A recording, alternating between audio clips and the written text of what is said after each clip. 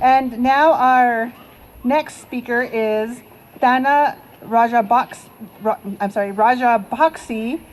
She's a Muslim American woman born and raised in the San Francisco Bay Area, but became a New Mexican transplant 2 years ago to further her career as a scientist. Please welcome to the stage, Thana.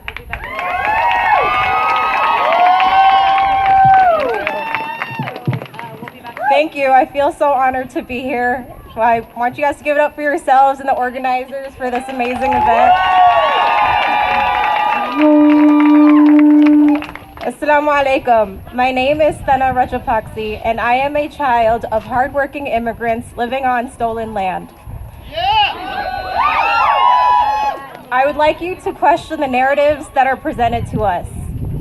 Our society discourages us from speaking about race, politics, and religion, but this only perpetuates a culture of misunderstanding.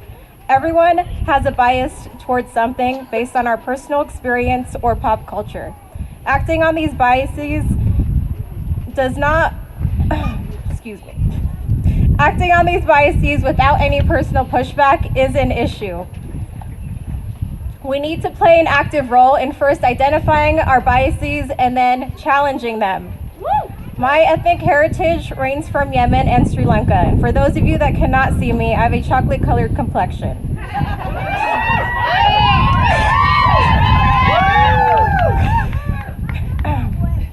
Growing up, I would avoid looking into a mirror.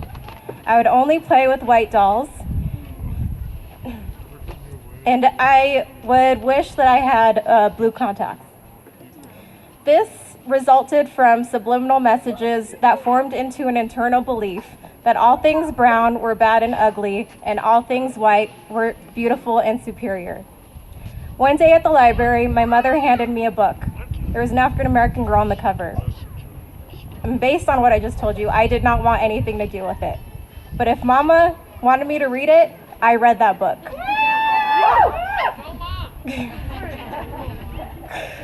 That book opened my eyes to the beauty of being a brown girl and the struggles that brown girls in this country endured during the Jim Crow era, and arguably until today. That day made me aware of a perspective that was imposed onto me. And this was pre-9/11. The rhetoric and policies of today are not subtle. Imagine the impact that they have, not just on people in my community, but on you as well. Why is a woman who wears a nun's habit viewed as righteous and clearly American, while a woman who wears hijab, like me, is oppressed and often asked the question, but where are you really from?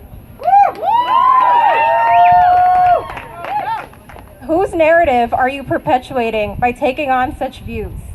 Why are we so concerned with what women are wearing or not wearing? We are complex beings. We cannot be categorizing individuals. Being Muslim and American is not a dichotomy. We are not a monolith. My views may differ from another Muslim. Similarly, being a scientist and a person of faith is not a contradiction. I see signs of gravity just as I see signs of a higher power. There is rationality in faith. There is a saying in the Quran, God will not change the condition of a people until they change what is in themselves. We can adapt to our environment, sure, but if our environment is hostile, we must change it, and it begins with you and me. Let us reframe our perspective through education before we internalize false narratives and feed into the misunderstandings of today. Representation matters in all sectors of society, from Ibshihad Muhammad in the Olympics to Congresswoman Ilhan Omar and Rashida Tlaib.